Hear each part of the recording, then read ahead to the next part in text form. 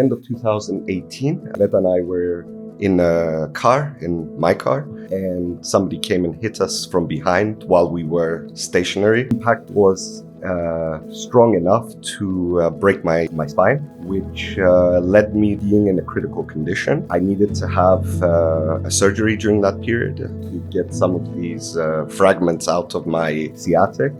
And for 4 months, I was looking at the ceiling. That's when, everything started to turn around. You lose your clients, you lose the ability to function, and you start thinking, where is the future? And also that moment allows you to reflect on what you were doing until now, because you have no choice other than to stop. And when you're stuck in bed for 4 months looking at the ceiling, that's when you have those big questions, existential questions. Turned around to Greta and I told her I'm going to be a farmer.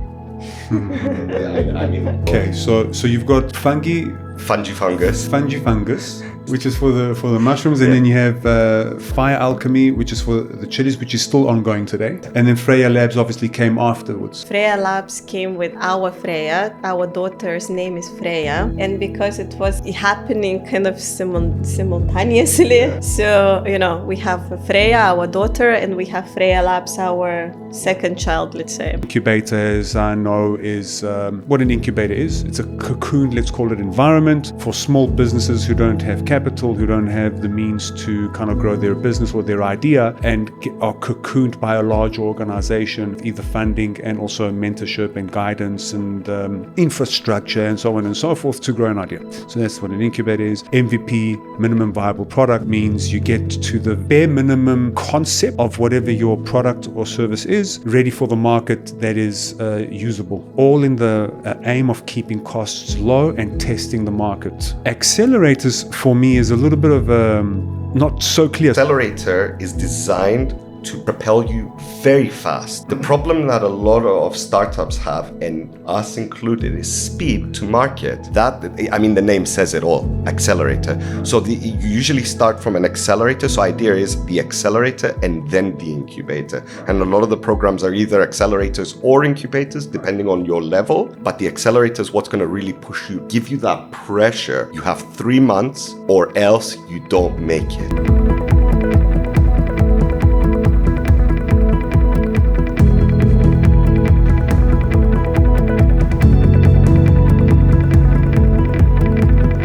Welcome to the Financial Frontiers podcast. Remember to subscribe to our YouTube channel, hit that bell icon to get notified when we upload new content. Follow us on Spotify and give us a 5-star rating. It will help the channel, which I hope you love so much.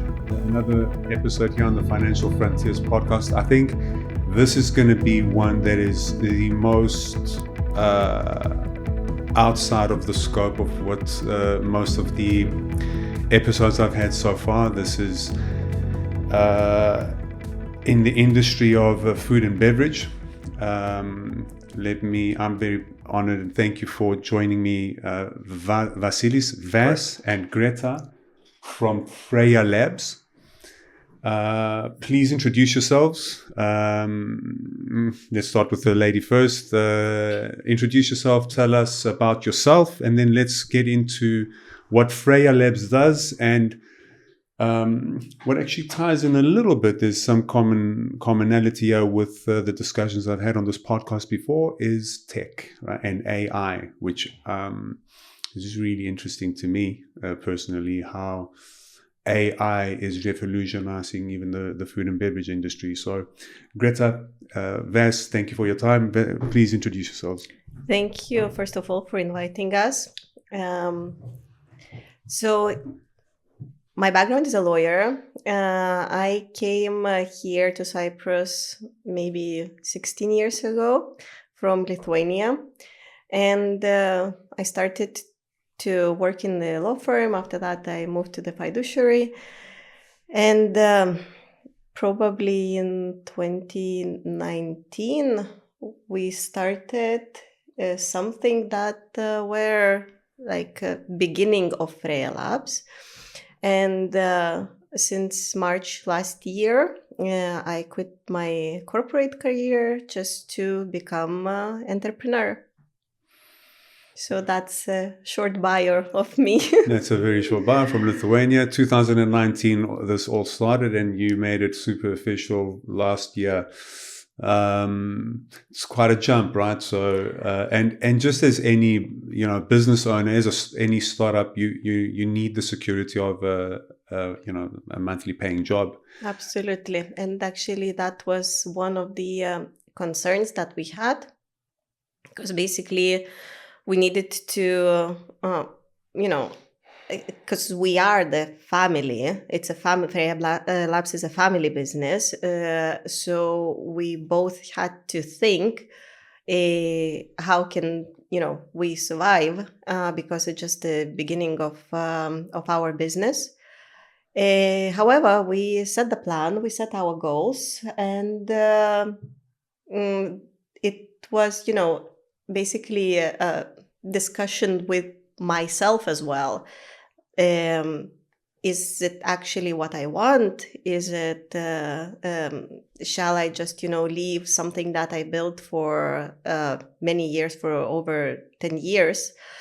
You mean your corporate My career? corporate career, yes, because I had quite high position in the corporate, and reasonable salary as well.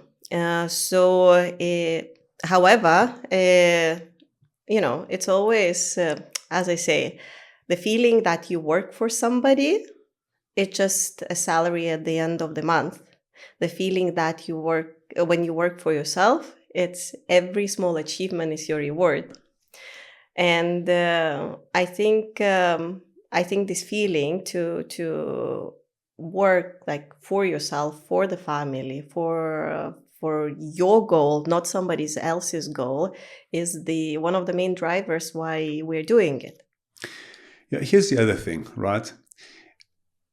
Fast forward 30 years. I think the feeling of regret, so even if it doesn't work out, at least you found out, right? And you tried. Absolutely. I think that feeling of regret is like, I'm not so satisfied with what I've done in my career. Yes, I reached corporate, whatever, but I was thinking of doing something on my own. What if this, what if, and then that might be, so good. You took the leap of faith. Also, what they say, it's better to regret what you've done than what you didn't do. 100%. So, What you didn't do will haunt you. And so you guys, you're married or you're together? Yeah. I know what it's like to be in the same business with your wife, with it was me and my wife, we were together. For us, it was super challenging, right? Because there was no revenue and it was, but that brought us together, know. Vas, tell us about you.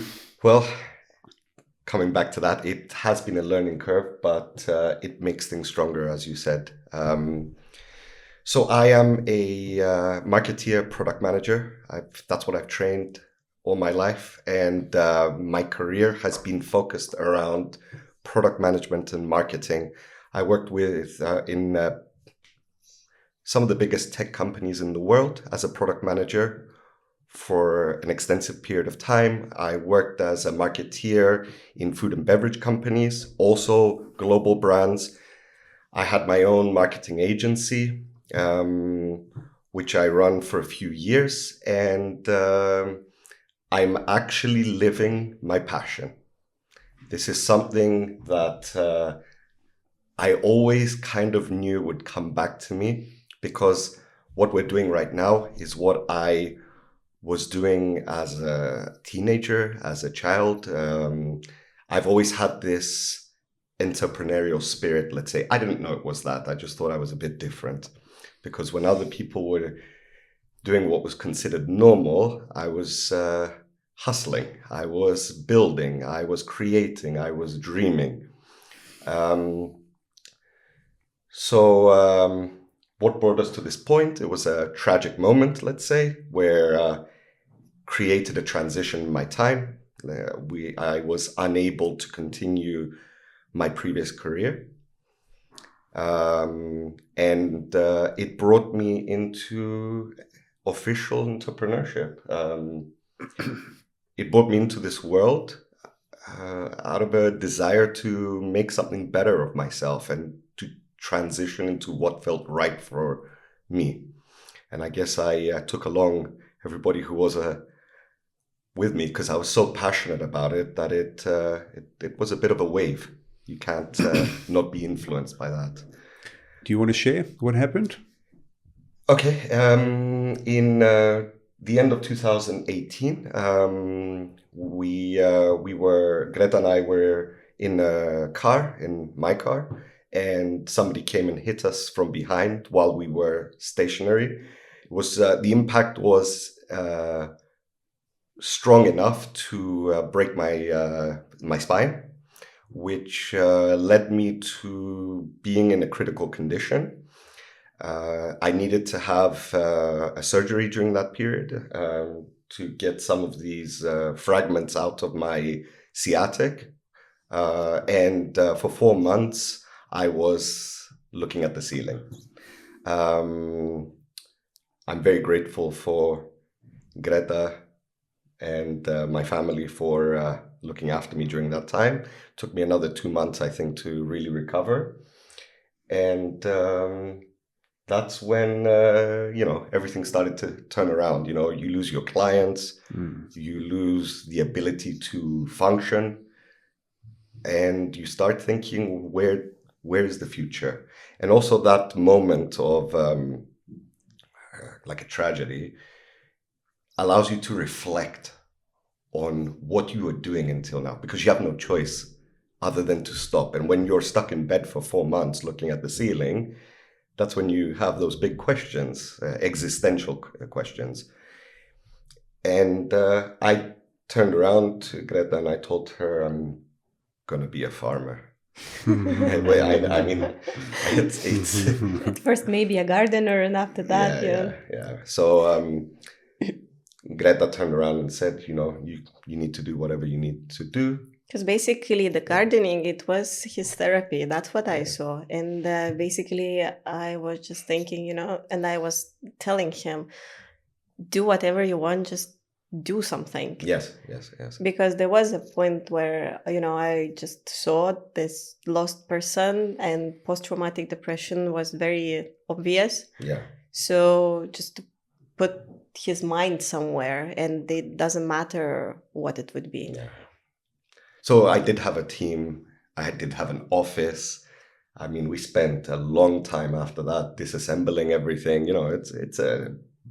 It breaks you to know that you built something. This was my marketing agency. Yes. And to have to tell everybody, we're done, to lose all your clients, to lose that stability that you were.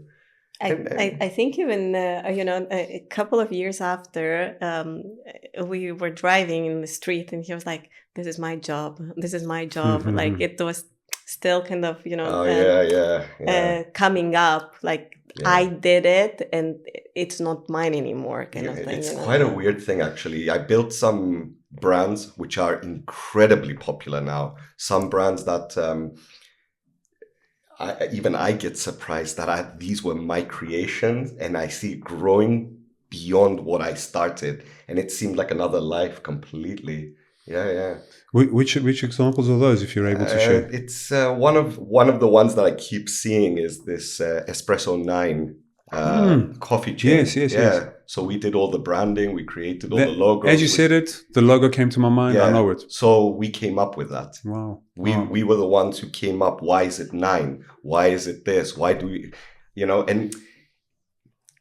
and it seemed like another life, but I see my work and my team's work. It's not just my work. I mean, I didn't do it myself. I did it with the team. To see it live beyond you and just, you're in another life and you just driving down the road. Oh, that's mine. Look how big they've gone. Let me tell you, I don't think words can formulate. Only you can know what that is like. But let me tell you what I can see over here. A really beautiful thing in terms of that is it a reset button, but having loved ones next to you, pulling through a shit time, right? You need that. That is so. The people around us, sometimes we take for granted. I try to do this every day.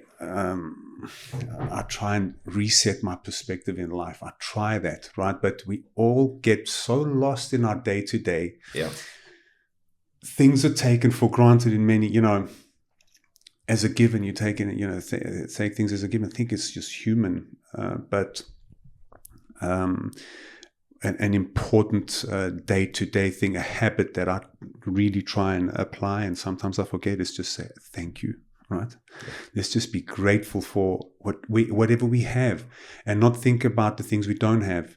Right? And I think for you, it's not, also, it's awesome that you're walking around and you're so whatever happened. Oh man!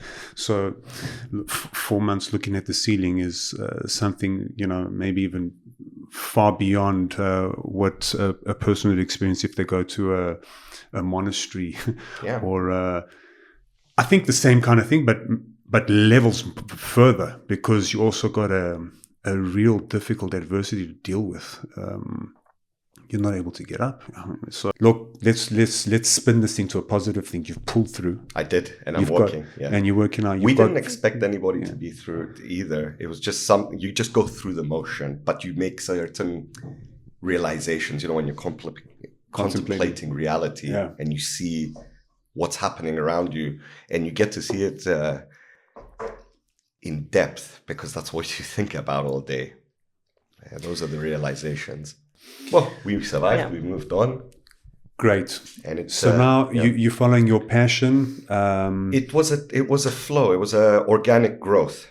So it started with the creation of the products, let's say, learning every aspect of it, studying it in depth, having mentors in the field from all over the world, where they were happy to, I told them my story and why I'm there, and they were happy to assist me and guide me and educate me, where probably they wouldn't if they didn't know my story. One of the mentors is heard the story and was helped and educated and gave me access to his life's work through my story and through this bonding experience. And this is one of significant person in the fermentation world.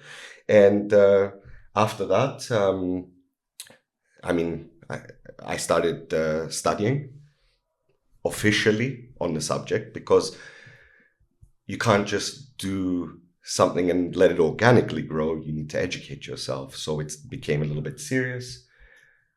You're talking about farming, right? Educating yourself on farming. It was more like the education came for mushroom farming, because that's where we were focusing on at that time. We were growing plants. Lots of these were chilies, and we had a mushroom farm. Actually, let's go back a bit. When I started recovering, COVID started to hit. Oh man. Yes, so it was a double whammy. So it's not like I could have gone back into this game anyway. It would have been more convenient if you were bedridden at the lockdown. Oh, yeah. But I was still recovering. So it was, we just missed it. Yeah. As you got out of it and you were ready to hit the world, So basically during COVID, that's when it started escalating. And it's since it's financial frontiers, and we can openly say that financially it was quite difficult, because we also have short-term rentals. Yeah, and we didn't have anyone there as well. So basically, the 3-4 months was dead. Our business. Oh, you guys have another revenue stream of short-term rentals, which went immediately, not just down, zero. Stopped. Oh my! They locked us down, airports and home. So our short-term rental was dead. I think there was maybe one person who wanted to come and quarantine, and even that we were like, maybe not. Yeah. Yes. So even that stability of the short-term rental was shot. Oh my! Yeah. So that's when the madness started, though, because instead of saying, I had an accident, my agency's gone, and the short-term rental is destroyed, we didn't know when it was going to come back. I mean, for us, it was like the apocalypse. For real. Everything went Yeah, toast. yeah. Oh my. So that's when the I'm going to be a farmer came into effect for real. Back to basics, Yeah, basically. yeah. So what happened? We're locked in the home. Okay, I know how to grow mushrooms. I know how to grow plants. Half the house became a laboratory. If you've seen Breaking Bad, it was very much like that. We had entire sections of the house which were clean zones with anything you could imagine. It looked inappropriate for a home. So basically, I would come from my corporate office to the building site. Yes. And that's how it Right, was, yeah. and we lived like this for quite a while. Yeah. But this is when that innovation also started kicking in. We didn't have the money to make this happen. We didn't have the ability to make this happen. So what did I do? Since I know what I was doing, since I knew exactly where I wanted to go, and since I was getting the training from the people around me, I think, did I start Harvard that time as well? Training in Harvard? Later. It was a little later, okay. I said, what do we need? We need sterile environments. We need flow hoods. Well, this is my testing ground. How do I make a flow hood? Well, I can't afford to buy one and I can't import one. I'll get the blueprints and I'll build it. What is that? What is a flow? A flow hood is a chamber where it pulls air from the environment. It passes it through a number of filters and it brings out in a flow of air, so it doesn't have turbulence, in a chamber where you can work with microbes without having contamination. It's a sterile environment, basically. You usually see them in laboratories. You should usually see them in those kind of settings. You know this blue light? Got it. Yeah. So, Yeah. So the blue lights were my additions as well. It wasn't the classic one. So I would find blueprints from official machinery. I would see how they work. I would see what I needed, and I would kind of knock it up together, ghetto style. And it worked. It worked to the point that we were so successful. And it was during COVID, so people were searching for different things, and we were there with our story, and we were providing them with mushrooms that Cyprus had never seen before. All edible. All edible, and we had some medicinal as well. Like we had some reishi, we had some lion's mane. Nothing illegal. Nothing illegal. It was all Cyprus, yes. I think we reached 14 species, 15 species. Yeah, it was a lot. Yes, it was a lot. So I because I already knew where I can get this material from, what I needed to do, I wasn't saying, well, Cyprus is like this, they all eat button mushrooms or they all eat that. I said, what would I want to experience? So I was growing exotic, like oysters, which are pink in bouquets, golden ones, big trumpets, balls with kind of like a lion's mane, or mushrooms with multicolors, delicious stuff. Lion's mane I've heard of, and particularly around the cognitive benefits. Yes, it's a nootropic. Yes. So nootropic. Yes. Which is a strange thing about mushrooms. And since you know about mushrooms, I think out of, I don't know where I got this. I don't even know if it's true, to be honest, but the statistic is like 95% of mushrooms, if they don't take you on a trip, they'll kill you. Yes. Only 5% are edible. Yeah. I'm not sure of the numbers, but there are maybe thousands of species where you could eat, but a lot more which will mess you up. Yes.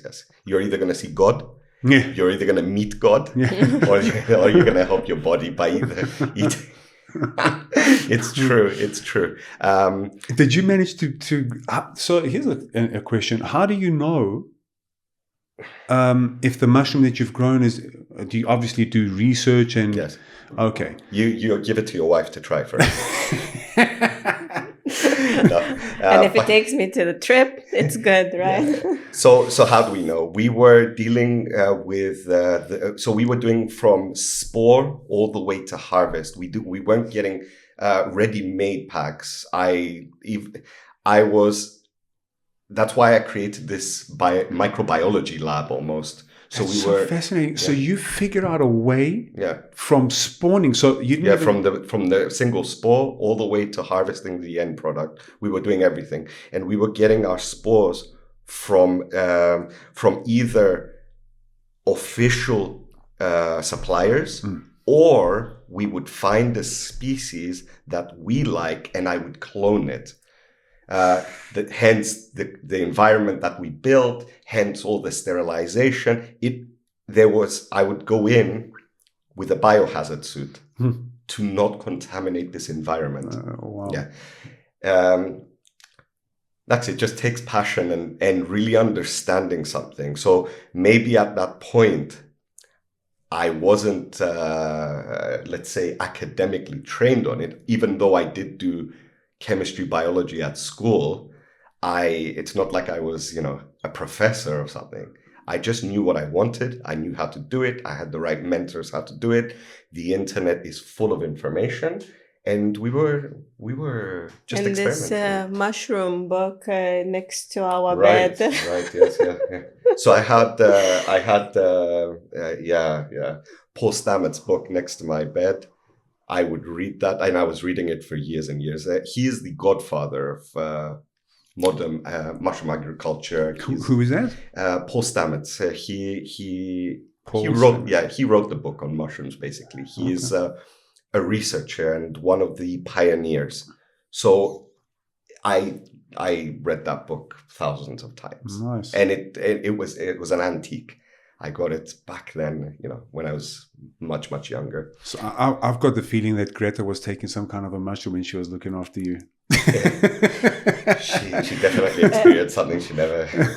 Well, I didn't take it in my mouth, but most probably I was inhaling something strange. Yeah. So what happened with that? By the way, just a side joke. I told him, "This is your passion. Do it. However, don't forget that I am a lawyer, so nothing illegal." This was a disclaimer. That's true. Anyway, my passion was not to do something because that telling would knock the us. truth, there were people who were contacting us and asking, maybe there is Maybe additional service here. Yeah, because the world is aware of these things, especially those who are coming from America. Let's say Yes. You don't even need to come from America. You just be online. Just be online and see what's happening. But we have bigger goals. I mean, those are very short-sighted things. So we didn't really linger on it. It was no, that's not what we do. We're more of a medicinal gourmet. We were growing. How many plants were we growing? 150? Something like that. We had 150 plants, chili plants everywhere while this was happening. So just to introduce how chilies came into our house. So as I mentioned, I'm from Lithuania. We went for holidays, and my friend's mother, who is we are kind of family there. That's how many years we know each other. So she showed just, here I have some chili seeds, and I said, sure, just give it to us. And, we took it to Cyprus, and Vas started to plant them everywhere. And we ended up with chili plants even in our bedroom. It was crazy. So that's the thing with Vas, what I was mentioning at the beginning. I mean, for him, even the sky is not the limit. I mean, if he is focused on something, it will be big. So my friends will make fun of me. They always say, "Do you know what a hobby is?" Because I don't actually understand what that means. For me, it's your life. Yeah, it's obsession, it's passion. It's he is a very obsessive personality. And I don't know when to stop it. I mean, I will take something and eventually I will monetize it. That's a hobby. That's my hobby. It's a bit weird. So, But that's the dream, right? If you're doing exactly what you love, and you're able to make a living out of it, and you wake up and it's not this standard lifestyle that most people have, where they're like, oh, I don't want to go to go to work, whatever it is, and then I'm looking forward to the weekend. That is exactly what I think everybody should aspire to. They have their goal is do whatever you love, right? And I think it's also a whole other challenge figuring that out about yourself. I don't know if it was the accident that made you realize that, but does somebody have to go through something like that to realize what they actually love? I don't know. I think mushroom was always... It was something I always loved, but I had stopped it for a period of time because I went deep into corporate. Something about my character as well.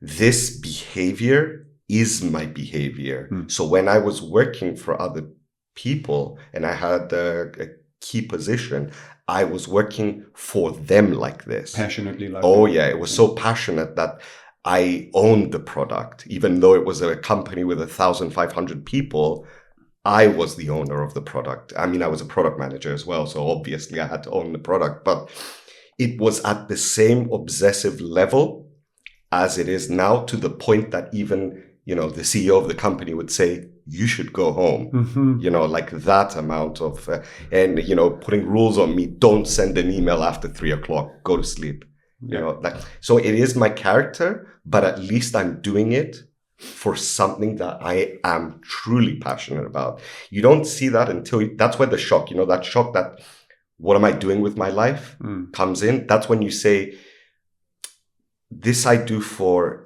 somebody else and I get a reward for that. And this I do for myself and for other people to benefit from. So that shock was really what should I do with my life, when you kind of reflect on your choices up until that point. Yeah.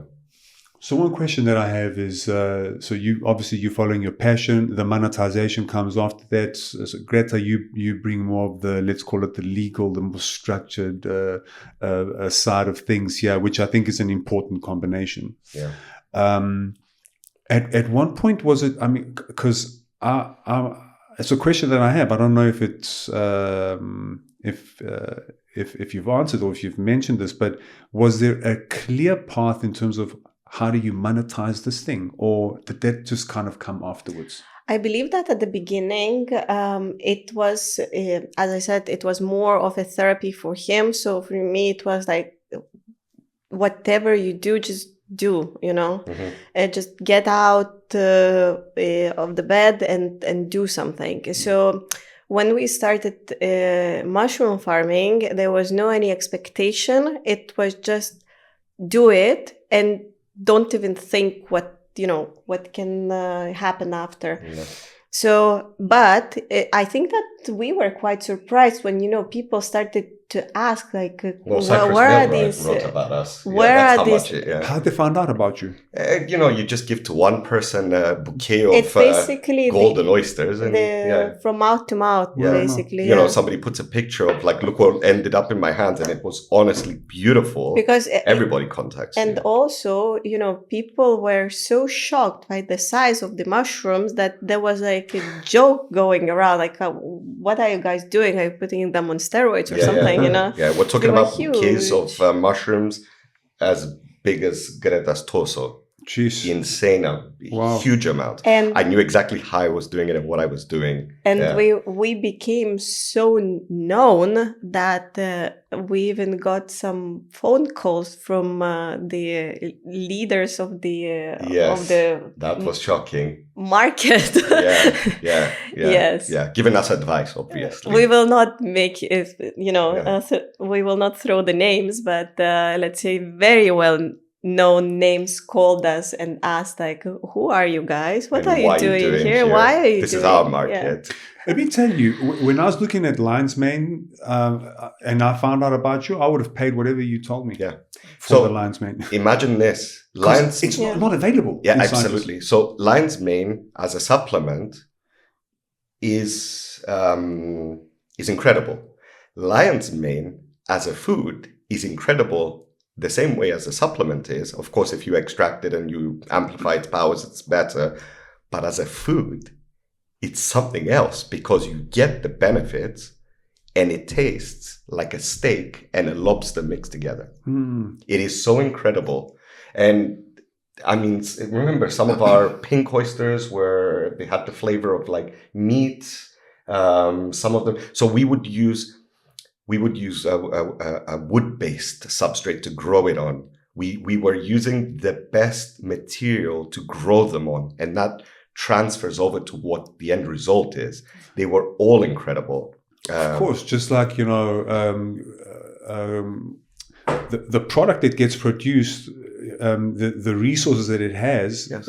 plays a big role. Yeah. Like, grass-fed beef. Yes. It plays a Yeah, role. yeah, absolutely. Everything.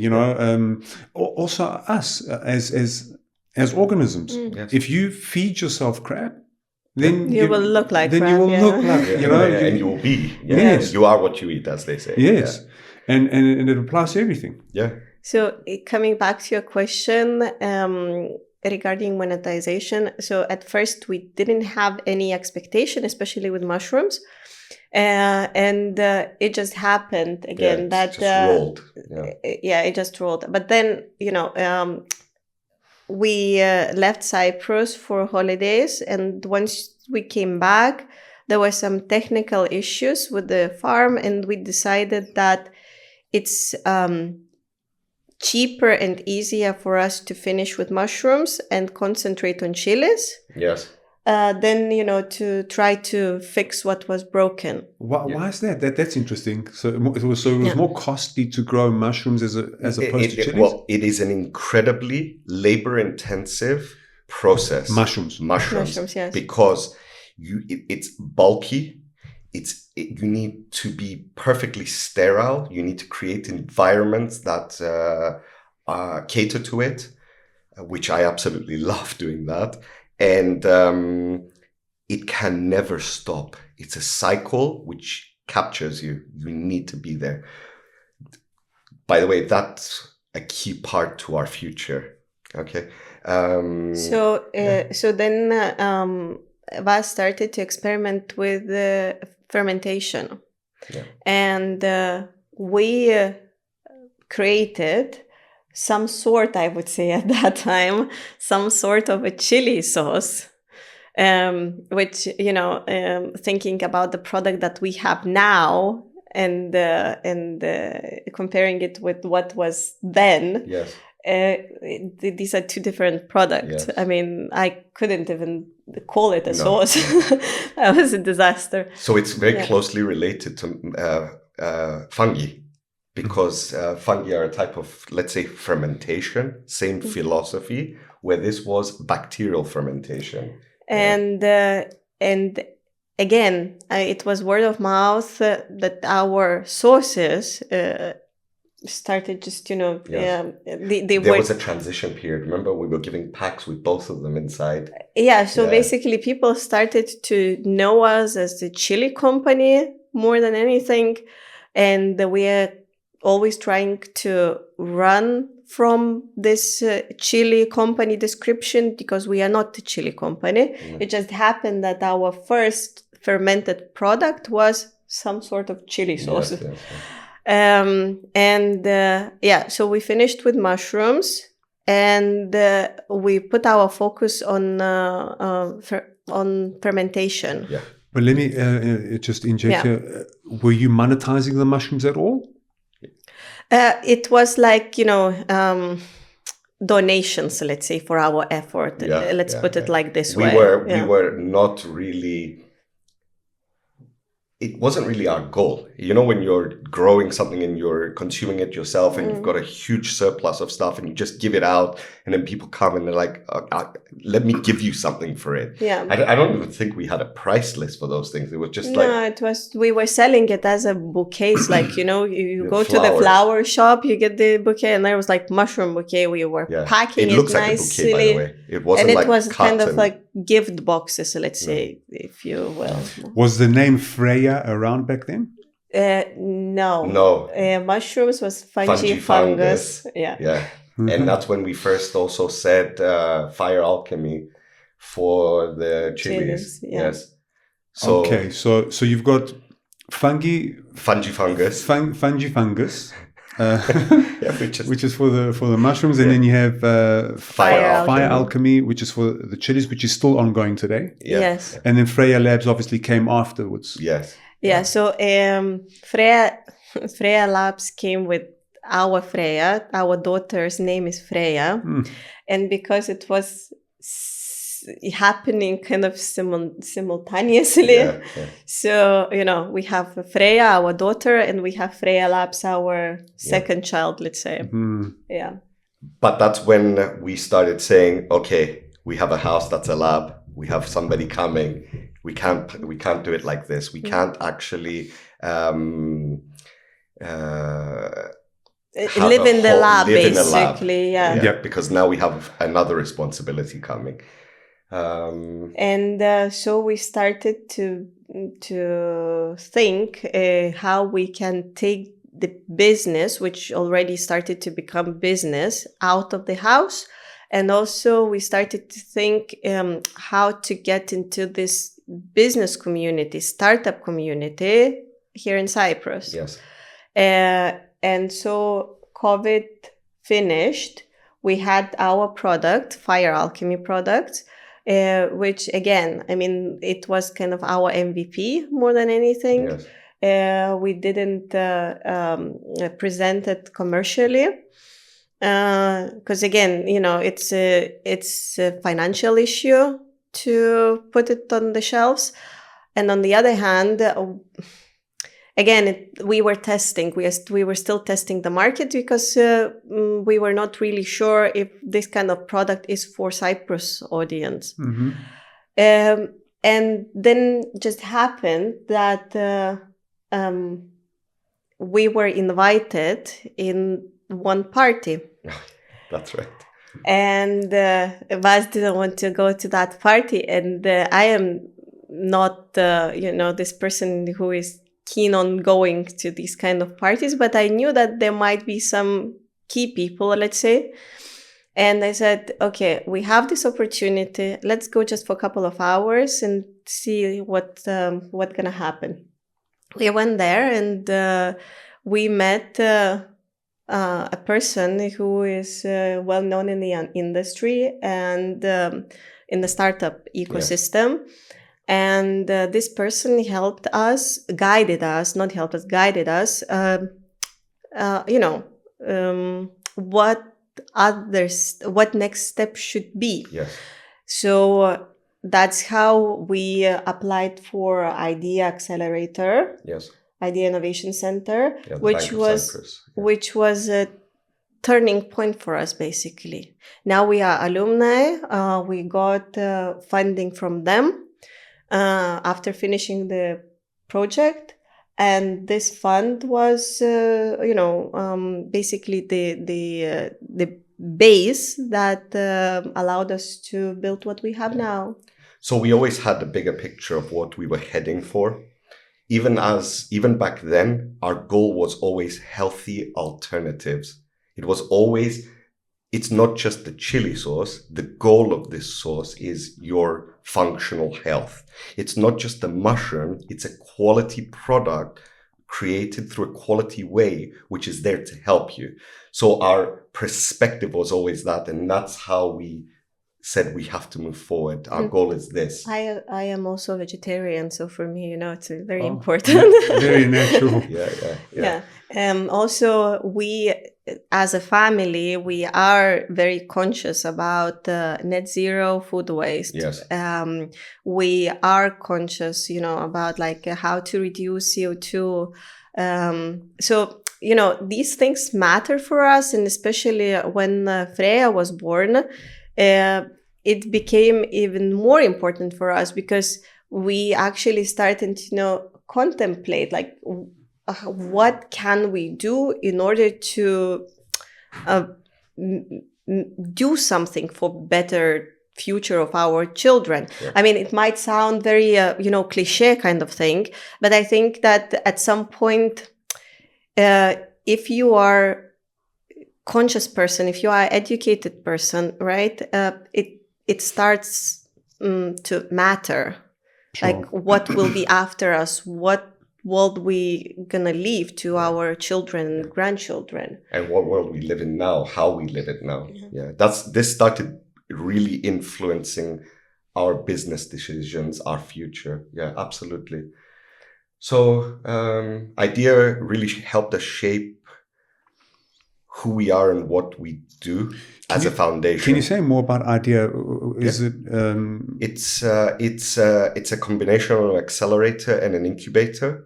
It starts off with intensive training from industry experts and people from within the Bank of Cyprus. The whole point is to create an MVP. So even though we had some foundation going in, we went in with some proof of what we're doing, but not what we came out as. So the MVP had changed completely. So they take you through all aspects of startup. They guide you, and it's ongoing training on presentations. You are pitching constantly in front of industry experts. You have an environment which is welcoming. Our office was there. And once you graduate from this accelerator period, so you've done all the lessons, the classic, you go into the incubator phase, where that is when you're building your MVP officially. So basically, it helps businesses like ours, like startups. Yes. And it doesn't matter in which field you are, because there are tech, there are different kind of companies that apply for this accelerator, but basically they just put you as a entrepreneur to the perspective, and helps you to get ready for pre-seed and further funding opportunities. They do have one specific goal, though. You need to be able to scale globally efficiently. That is their main benchmark. Why in and why out? So if you're a local and you think local, that's not good enough for them. That's not their KPIs. They are looking for solutions to serious problems that can go globally. And that's where they helped us really conceptualize how we can be that. And once you once you get into that circle, basically it sucks you in, and then it happens that we finished one accelerator, we started another one, then all these accelerators for women entrepreneurs appeared, because now it's kind of a new fashion, right? Yeah. So basically, we started to get invitations to apply and be part of these occasions. So now in our list of what we did as Freyia Labs and what we won as Freyia Labs, I mean, the list is really long. 25 different accelerators, competitions, events, and we were going, to different pitching competitions, and some of them gave us monetary prizes or fundings. Yes. Some of them gave us networking. Some of them gave us, knowledge and the opportunities to actually polish our pitch deck, let's say, we pivoted, or business by the way, plan. Through them, we pivoted as well. From what? From being a product-based company to a service-based company. That's interesting. Yes. They it's not, we were always having this perspective of using advanced technology to produce our products. We were always knowledgeable. I mean, I knew exactly what technologies I wanted to do, but I just never knew that we would be pivoting into them so hard. It was like almost a left turn, Yeah. But that's the beauty and the power of having mentors and knowledgeable people around you which can show you something you're not looking at. Yes. Because we grew organically. We saw it from the base. Sometimes you don't see something outside of your scope. Of course.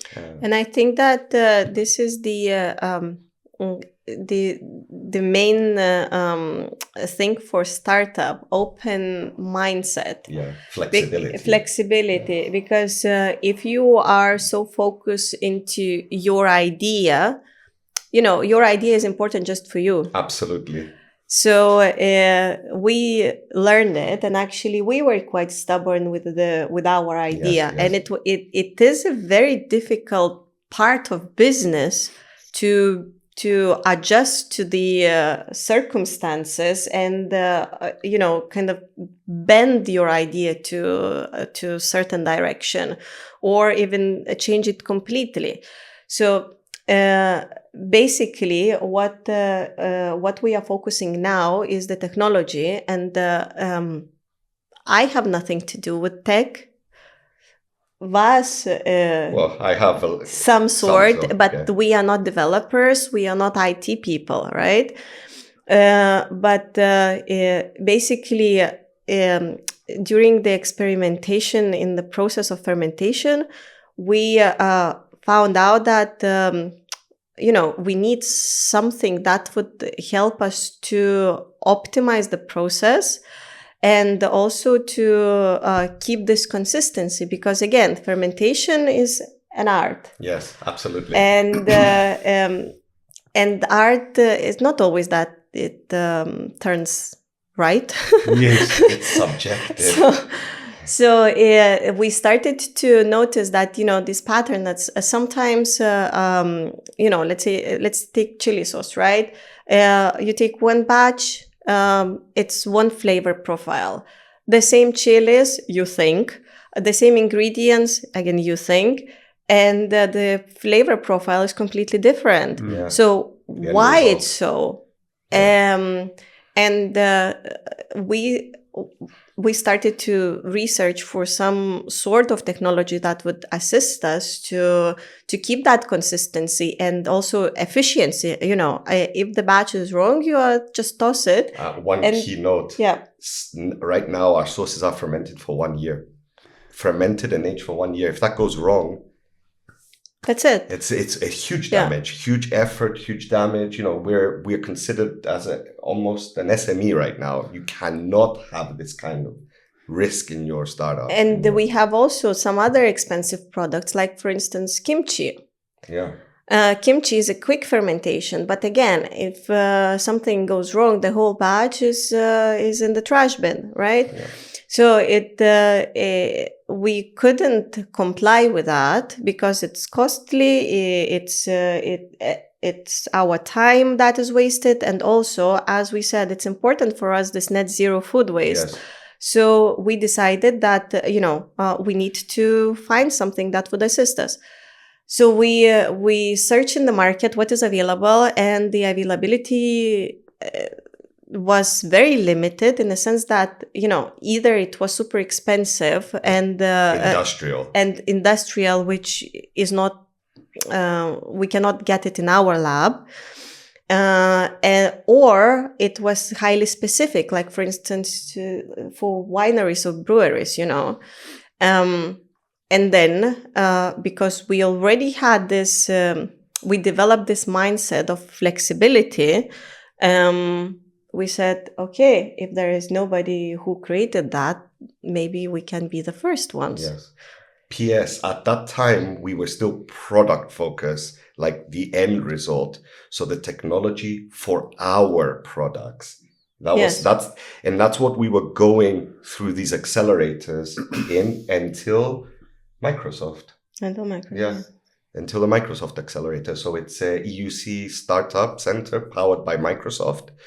And the woman's, it was during the same time, right? Was it?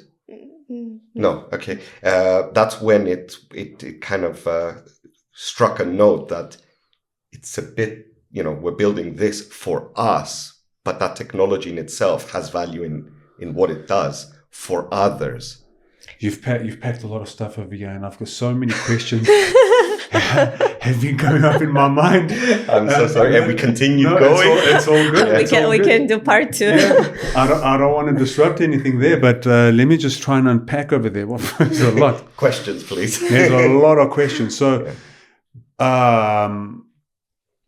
right. So the idea is and also there were a lot of terms that were put over there that maybe the audience does not understand. Yes. So, an incubator, as I know, Yes. it's what an incubator is. It's a cocoon, let's call it, environment for small businesses who don't have capital, who don't have the means to kind of grow their business or their idea, and are cocooned by a large organization with either funding and also mentorship and guidance and infrastructure and so on and so forth to grow an idea. So that's what an incubator is. MVP, minimum viable product, means you get to the skeletal, the bare minimum concept of whatever your product or service is, ready for the market that is usable. Absolutely. All in the aim of keeping costs low and testing the market. Accelerators for me is a little bit of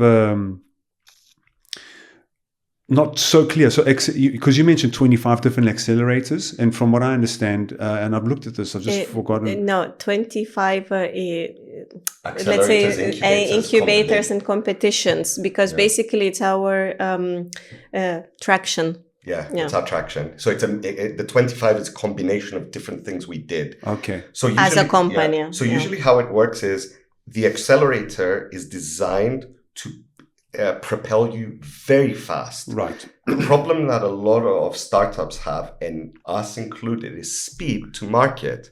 The name says it all. Yes. Accelerator. Right. So you usually start from an accelerator. So idea is the accelerator and then the incubator. Right. And a lot of the programs are either accelerators or incubators, depending on your level. Mm-hmm. But the accelerator is what's going to really push you, give you that pressure. You have 3 months, or else you don't make it. Right. And that's really important when you are testing, because you need to fail fast. Right. We didn't fail fast. What we did is we grew it organically. It was a hobby, whatever. Failing fast is important in today's world. Yeah. Because if you don't fail fast, you're wasting your own time. You keep costs minimal, and you get to your conclusion quick. You can pivot to what works. Yeah. So, an accelerator program can really push you into doing it. They had like 3 months usually. And I agree with the strategy around Bank of Cyprus with IDEA, and that don't focus on the local market, which is small. Cyprus is small, right? And I think as a Cyprus, we need outside money. Yeah. Tourism is an important one for us, but services. It's good to motivate entrepreneurs and startups to bring outside money into our small island.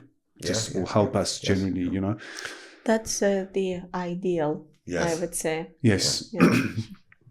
Right. And so you moved from a product-based business under the guidance and mentorship of IDEA, and then also afterwards there were many. So it was just we can throw some names. Microsoft Accelerator, the EUC Startup Center powered by Microsoft. Yes. Then as I said, there are lots of accelerators designed for women entrepreneurs, which also creates this community for women empowerment. Let's say it was Academy of Women Entrepreneurs that is powered by US Embassy.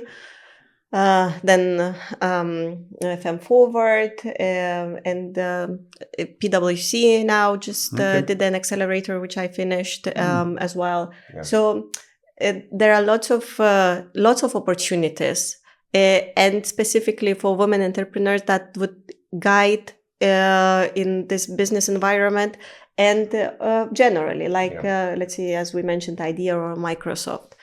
Happy belated Women's Day. Thank you so much. I had a Women's Day special. Look it up. Okay, so shifting from for me, that makes a lot of sense, right? So you had a product which was originally this fire alchemy. Yes, and fungus.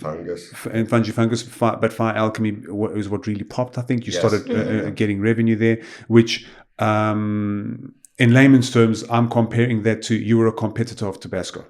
Yeah, you could say that, but we're raw living source, let's say. Our goal was always functional health and net zero, not for flavor. Right. So you got just a small disclaimer here as well, because this is very important thing. When our customers are the potential customers are coming to us and saying that, oh, that's like Tabasco, right? No, that's not like Tabasco. It's much better because it's living and it's actually good for your health. And it's made in Cyprus with Cypriot products. So this was another question that I had, and maybe a little bit outside of the scope of finance, but fermentation, I know nothing to zero about fermentation, but all that I do know is it's a process where obviously how alcohol is made, yes, and how kimchi or sauerkraut, for instance, and these pickles and whatever, and how chocolate and coffee is made. I didn't know that. Yes. Which is the process is actually, if you think about it, is a little bit disgusting. Is where these microorganisms are consuming a food, and then the excretion of it is what creates the fermentation. It's disgusting, maybe if you take the microscope, but you don't really. I'll go a little bit into the science of it. So this environment is disgusting because that environment is designed to kill off other competitors. So let's say you're making alcohol. Like business, like the strongest survives. So you're making alcohol, you put a yeast inside it. The yeast eats the sugars and whatever else it's consuming there, and it creates a highly alcoholic environment. The reason it's doing that is because it wants to kill off any competition that might jeopardize its food source. Humans, though, look at these things like spice, alcohol, or sourness, and because our human brain doesn't think like an alcohol, we enjoy these things. Mm-hmm. An animal would not really be consuming these things. The microorganism did it to defend itself. But some of the biggest advances in medicine and in food is fermentation. We are here because of the microorganisms. We're actually more than 50% microorganism as a human than we are as a human. 50% of us are the microorganisms that make us. I'm on a book now called Lifespan. Mm-hmm. Do you know it? I heard about it. Michael Sinclair. Mm-hmm. He talks about this, that it goes super scientific. I'm going to botch a lot of these terms, but one is the M superstes. If I didn't botch it, sorry, science community.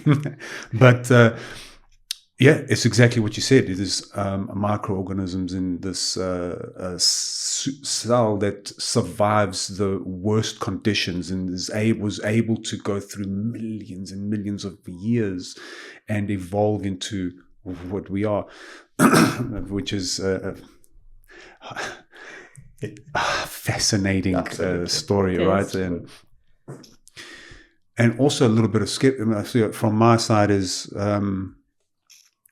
you believe it because what else is there to believe, right? What other answer is there to our existence and all of this stuff?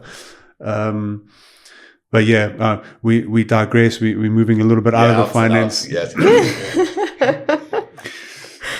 But here's the thing. You have to, as a businessman, consider and know, at least to some degree, whatever business it is that you're in, you need to understand what these things are and how they impact your bottom line. And when you were talking about the fermentation and it takes a year. Yeah. And if you or like a farmer, right, who depends on the plants that their produce, that they're only going to monetize a year, and then some hailstorm comes and breaks it all for them, they've got a problem. You need to manage your risk in terms of that. And this fermentation, you need to understand how can fermentation go wrong? Because if I'm at the 8-9 month mark and I was theoretically going to monetize it 3 months later, and something went rogue in there and I have to throw away this whole batch, how am I going to sustain that risk, that punch, that impact?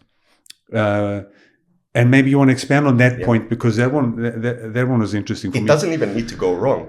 It could just be slightly different. Yeah. And people are really sensitive with their food. If you're getting a product which has a certain flavor that you enjoy, and tomorrow you buy the same product and it's slightly different, we're going to hear about it. Sure. We are going to really feel the passion, because food has passion. Any business needs to mitigate its risks. And it's kind of an opportunity to use technology that we have today to do that. Whatever field you're in. Like we're using technology for fermentation. Other people would use advanced technology for finance. Right. It's all the same. We have these opportunities. And that's where our main pillar of our business right now is to provide solutions for SMEs and others so they can protect their businesses, protect the world we live in, and create products that have value without waste. Yeah. And so that's how you pivoted from being a product-based business where you're creating a product that has got no comparison to Tabasco. Absolutely. It's got nothing to do with Tabasco. Let's just make that clear. Please. This is very important. To how to create an environment that mitigates your risk, and obviously then we're going to get into that. That's going to be an interesting conversation for me around how is AI helping you to do that, and how have you used Microsoft and all of that around there. And just to talk about, I just wanted to put one final point here around pivoting happens all the time. You have to, as a business, right? BMW didn't start out as BMW as automobiles. That, if I'm not mistaken, I think that the logo is the emblem of a propeller. Yeah. They were in a different business. Heckler & Koch, which is the guns. What is it? The guns were washing machines before, right? McDonald's started out as selling burgers. They became a real estate-based business. There's so many examples. Tesla is started out as electric automobiles, and now they're an AI business. Like the AI segment of that business is massive. Yes. It's what has made them tenfold bigger than the biggest 10, right? So, let's talk about how you've used in your business. So it's food and beverage. You're creating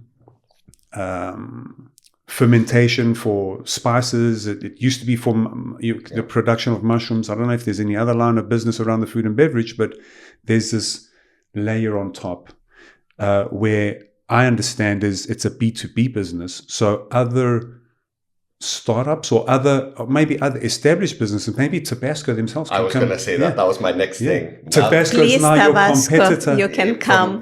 We can provide you services. So they've become our target customer, or maybe the people who purchase us one day. There you go. Rather than us saying, let's go against the big. So you have an exit strategy, which is interesting. Okay. Let's talk about that. So talk about that business. Yeah. How has Tabasco become a potential customer? Okay, so our main initial goal is SMEs. Let's leave those big boys for later, and girls. Again, it was just for you to understand when we started thinking about the technology. We also, at the back of our heads, it was for us, but also it's for others as well. And then we were thinking about our initial target market. And at first we were thinking hobbyists. But then, again, after lots of discussions between us and with some of our mentors, we thought that, who is more relatable to us, like whose pains we can feel. Yeah. And at this point, we understood that we are not hobbyists anymore. We are SME, and we feel SMEs pains. Yes, and we know why. So that's why we narrow down to SMEs. And then in the future, we have our timelines. We will approach enterprises and probably hobbyists as well. Yes. Just so a bit about the solution. We have the pains. The pains are inconsistency, waste, errors, human errors. I'm not saying that human's not an important part of it, but that's a part of the error. So we came to think these were our problems as well. What can we use to mitigate all these risks? We can create a system, a software that can automate the process, learn from the process, and automate it. Using machine learning, we can feed all the information, all the timeline, and let the AI system automate the production using sensors and powering those machines. Instead of it being an art where a human has to go and read the measurements, understand the measurements, and implement something based on what you see, you can collect data from a lot of sources and have the best practice, or even from your own individual production. So that way you streamline it. You always know that it's been done correctly, the acidity is correct, the environment is correct. Doesn't matter what raw material is, as long as you have data for that raw material, the quality should be as close to what you want it every single time. And by doing that, your customer's happier. You're happier because you're saving money, and the environment is happier because you're wasting less energy and resources. That's what I would want for my own production. Okay, and so just so that I can understand a bit, is this a solution that helps people in the production of chili sauce? No, of fermented products. Just fermented products. So what does that Teas, mean? Kombucha, alcohol, beer, food, and then we can take it one step further. Medical, so whatever is related to fermentation. Massive. What a massive industry. We also this is the new thing that just came on our plate. We were invited to try to participate in UNDP, United Nations for Greener Cyprus Challenge. And we created a project, Waste Management Through Fermentation. Absolutely. So this is another spin-off, which we are developing. So basically the same solution, which called Forsetics, by the way.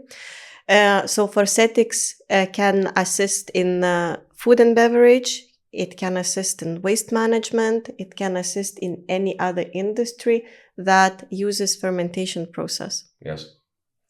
So the huge potential. And what we need now is just a little bit of support from site.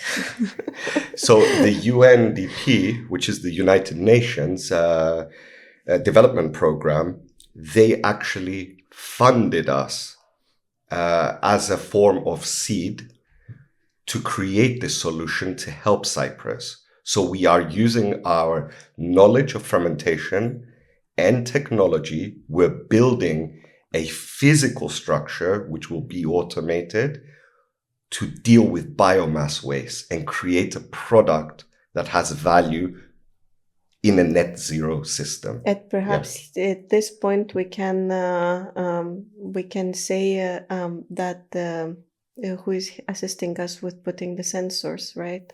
Yes. So we have a mentor and a company who's helping us with the sensors. That's Odysseas from Hardware X. He has generously become part of this solution and our company as a whole. And he will be part of this. He is a part. Of of this project. So there's a physical location Yeah. Is it ready? Is it available? It's Is it done? now we are building it. Okay, so we have deadlines that were set that were agreed with the UNDP. So so basically it has to be finished until July, and come to the testing phase Until the end of the year. Yes. Let me tell you guys what I just thought of, right? When you look at different businesses, this is what I do. I see different businesses and products, and I say to myself, especially like these weird ones, I say, what made them get into that business? How did they get to that point where they're actually monetizing it? What was the thinking behind it? And you guys have given me a direct a journey on how that it wasn't ever the initial goal for you to get into this line of business. But here we are, you're here today, funding's coming through, future's looking super solid with a product that, I mean, this is definitely one of those stories for me. If I had to not be informed about this journey, I would look at Freyia and say, what made them think of that? Here's another example out of Israel, spirulina. Mm-hmm. I thought to myself, what made them thought about creating some kind of it's a fungus, right? It's an algae. An algae. Yeah. That is, it's got these super benefits, and they've got these massive productions. And I thought to myself, the Israelis, look how ahead they are. Here we are, we're in Cyprus. You guys are giving another example. Yeah, I love it. Yeah. We have the support of Cyprus to do it. I mean, RIF has helped us. They're sending us left and right. The Bank of Cyprus, EUC, the Cyprus Institute helped us. So we have lots of believers and supporters. Yeah. That's true, and we're very grateful. Let's make it very clear. Yeah. However, again, just us, without any serious funding is as much as we can do. I mean, we have our limitations as well. And I think that, with the minimal marketing that we did, even though here's a marketeer, but he's focused on something else. I'm focused on the product. So with the minimal marketing, with the minimal resources, and with the quite a small team with the people who actually works more or less for free now, we did that much. I mean, we wake up in the morning, it seems like, we didn't move forward. But then when you reflect all these years, I mean, that the fact that we came to this point that now we are even talking at financial frontiers, about our journey, I think that we did a lot. I'll tell you why. Because you and I are doers. Yeah. There's, you could be a researcher all your life in a lab and just think and work around solutions, but not do it. Where we do it the opposite way around. We say, okay, how do we get there? And we just do it. And we will find out how to get it done on the way, or we'll pivot. We are actually very much risk takers, and we are kind of, we sometimes we just feel that we are these rats in the wheel, just running, and there is no finish line. Sometimes I think we both feel like we stand on the cliff, like really high cliff, look down. Shall we jump? Let's do it. So I don't know how we do it, but we do it, and we manage to sustain our family. We manage to sustain our business. We have a runway. We have a good runway. And also, we feel that we have a great potential for something big. Of course. I mean, it sounds like you're doing the right things. And you've got the proof around all these organizations that have decided to back you. They don't just back anyone. I mean, Microsoft, whoever, the funding that comes through idea, and well, it's not just dished out to whoever. There's got to be there's obviously a due diligence and an approval process that people obviously see a bigger picture here. Yes. Yeah. And more importantly is also the team that we have with us. Yes. A lot of these people are doing it because they believe in it as well. And they can see the bigger picture. We have them to thank as well. Absolutely. So around the machine learning, is that internal? Because you guys don't have the tech background. You're a farmer, well, yeah. and you're a lawyer, right? So we have, and you're a marketer. 3 people who are specialized in that in our team. You've hired them. Yes, they are part of our team. Mm-hmm. Well, hiring, for startup, hiring is very subjective, I should say, because in the startup community, you basically find people who really believe in your idea, and then you agree on the future rewards. Right. So that's how it works. Even us, I mean, we are not taking, let's say, salaries from Freyia Labs because it's not the time yet. Again, Freyia Labs had been established in 2023. Absolutely. So it's a young company, but we are doing everything what is in our power to sustain Freyia Labs and give that luxury of running period. Yeah. We are applying to different grants. Like, for instance, now we are waiting for the result for pre-seed by RIF. Yeah.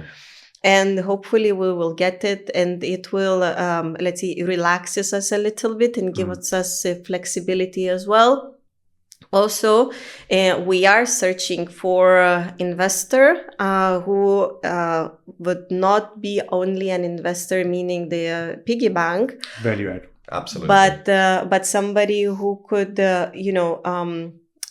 give us some knowledge, some guidelines, maybe, how to move forward, because we have our vision. But again, when you have somebody with, let's say, more experience, again, we appreciate mentoring a lot, because without the mentoring of certain people, we wouldn't be here where we are. Absolutely. So that's why we don't want, we were approached by several people who wanted to be a part of our company. However, I'm giving you money, you're gonna give me dividends, and that's how our relationship will end. Yes.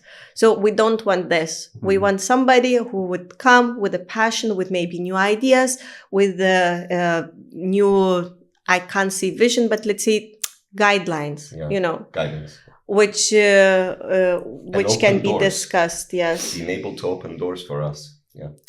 So not so much angel investment, but maybe people, high net worth individuals who are in the same space.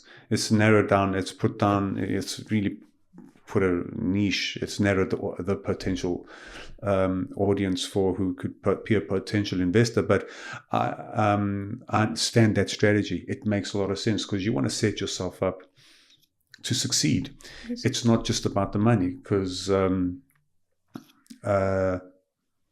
if you're throwing money at a business that's, and I'm not saying that you guys are heading down the wrong path, I don't know, right? But it sounds like you're doing the right thing. Maybe you don't even need a value-added partner, who knows? But just throwing money, and if you guys maybe are going down a path that might not lead to success, or maybe you could shift direction a little bit to solidify your potential success. Mm-hmm. That does make a lot of sense, because the money can just burn, right? Yes. Exactly. And it's not it will actually be burned, and that's it. And another one thing, like, our ultimate goal is not limit ourselves within Cyprus. We want to target America, and actually lately we did a survey where we targeted the American market, and we targeted a few countries in European market. And the feedback that we got from America, it was huge. They need the solution. And the yes is, I want it now kind of thing. Yes. Yeah. So this shows to us that, we are our way of thinking that, there is nobody like us in the market. It was confirmed by the survey, because even Americans, who are innovative, country, the hub of innovation, right? They don't have the solution. So we are looking for somebody who would come with this knowledge. How can we, penetrate in the most efficient way these kind of markets? So, I hope in my small audience, you don't know where it can lead, maybe it leads later to a bigger audience. I hope this hits the radar of somebody who is exactly that right person that will help you. And just to maybe add a little bit to this, because as I said, my background, I know nothing about the fermentation, but if I had to try and think, what kind of businesses would benefit from this solution? And so within my network, there's I know of the uncle of a friend of mine, a very close friend of mine. He's got a factory here in Cyprus, very successful, and they provide the alternative stevia. The sweetener to a lot of the big businesses out there, products like Eon chocolates, and this person provides the stevia there. Yeah. So is there fermentation in that? Like, could you give maybe a list of, let's say, 10 different production? Yeah. So our main focus right now is food and beverage, because that's what ourselves and our team understands. Again, alcoholic and non-alcoholic. Non-alcoholic and alcoholic. Because, for instance, non-alcoholic is not that well known as well. For instance, a kombucha, water kefir, or even 0% alcohol. Yes, 0% beer. Yeah, absolutely. So also, it can be dairy, it can be plant-based. Different kind of areas in food and beverage. It could be actual food. So Carlsberg is a potential customer. Yes. Absolutely. Yes. Even this alternative plant-based foods that are made through fermentation, even growing mushrooms has incredible similarities to it. Anything that has an environment that has to be controlled to create an outcome where you can take parameters and readings and replicate that process, we can help on. Okay, and here's my next question. Sorry, I interrupted there. How exactly do you help these businesses? Because I understand the net zero carbon footprint, that all of that. But I'm not speaking from us. I agree with all of that. Great. But let's say there's a potential CEO who you need to convince and doesn't care. I don't care about carbon footprint, whatever. How do you help him? Okay. Is there a bottom line? His goals are the bottom line. How does he save money? He optimizes the process. He keeps his customers happy because it's the end result. He minimizes errors, could potentially minimize the amount of people involved in the process, because now we're putting a machine to do that. I'm not saying we're going to replace humans, because that's not our goal, but at least we can assist that in mitigating that human error. So if you can get quicker to the market with spending less resources and having better quality product, you're winning. Right. And you're doing it at a reasonable cost, because that's our objective. We don't want to make it unreasonable. Our goal is to provide our solutions to many people from all over the world. There is a deeper part of our solution. Since we do have data, we could make the world a more intelligent place through data monetization. This is a long-term goal. Yeah, so basically we will prepare the data monetization strategy. We have again our milestones in our business plan. So this is something in the future. Now our objective, again, like we are not a long established company. So basically we are at this stage of development and testing. So, we do not provide the solution now. However, because it should be finished by the end of this year. And we will be searching. We are actually now on the search of the people, of the SMEs, that would agree to test our solution. Yes. Because again, it's AI, machine learning, right? So there should be a stage to get this data, right? So we are the first. We are the first. So we are testing our products, and then slowly we're gonna get to the market to get more broader, more companies that are making that are using fermentation process to get their data and learn from it. Understood. Yeah. So, I mean, you did mention it before. Me as a listener and somebody that's not in the space, I couldn't really plot it when you repeated yourself, because you did mention that. You did say reduce human error. I even brought the example of, throwing out a batch of fermented stuff. Yeah. That is exactly where the business owner who doesn't care about net carbon things realizes the benefit over here. And you as you mentioned, you guys don't have the solution ready. It's going to be until the end of the year, but there's so much progress that's already been made. There's already data that's already been collected. Yes. Some big business comes and says, let's speed you up here. I like what you're doing. This is going to help my bottom line. Here's 20 million. Let's go. Let's go. We would say, let's go. By the way, just a small comment about the CEO who doesn't care about the CO2 emission. So these CEOs actually obliged by European law to care. Yes. And if they don't care, they get fines. Mm-hmm.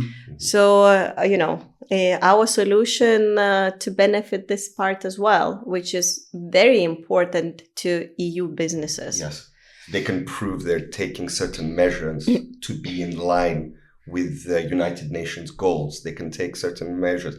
It's reaching the point that soon you will not even be able to take a loan from the bank if you are not meeting certain criteria that have to do with sustainability.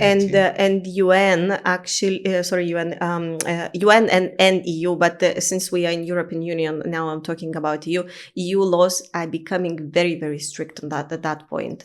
So, eventually in Europe, there won't be these CEOs who don't care about they could not care. CO2. They could just take our solution Absolutely. every day and deal with it. Yes. So they could still remain not caring. Yes. Just deal with somebody like us, and we'll take care of your pains. Right.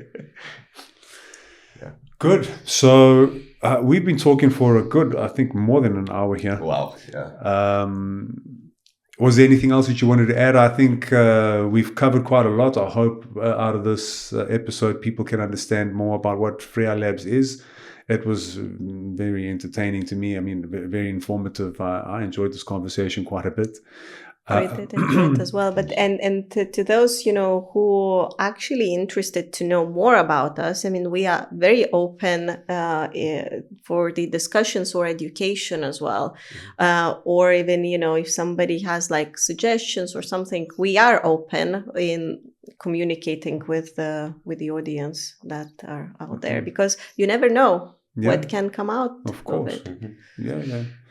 So let's move to closing comments. Wherever they can find you, mention your website, your LinkedIn's, your things. And thank you very much for your time. It was a pleasure.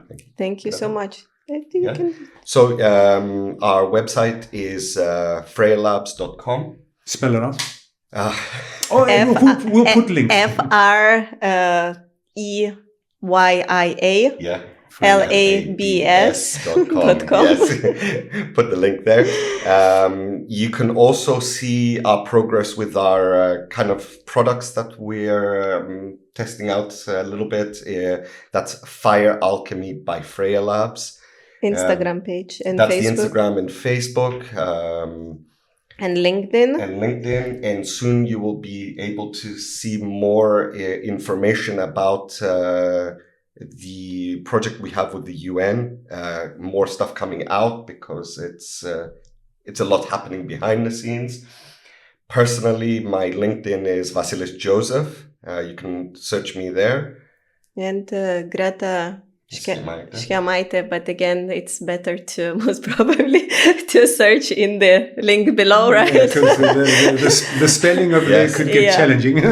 But anyway, Freyia Labs, we have what concerned the our webpage. It's changing, so don't trust it now. To reflect what we're currently doing. So it's changing, but LinkedIn, Freyia Labs LinkedIn, it's up to date, and we are posting our news, and we are posting our what we get and where we what we get from different accelerators, whatnot, and also where are we heading with our solutions. That's awesome. Thank you for being another great, inspiring story in Cyprus. I think many individuals have the potential to do something more if they just try. Hopefully they don't need to go through some kind of a crisis like you did. Sometimes it's needed. Sometimes it's necessary, but it was a great talking to you. Thank you. Thank you so much. And we're gonna come again so you can do the chili tasting. Yes, let's do it. Like the hot one. Live. Live. Do it right. Yeah. Like when your next one, we'll cater. So let's do part 2 concentrated on you and your team, okay? I'm open to that. I'll do that. I like chili. Thank you. All right, thank you. Thank you so much.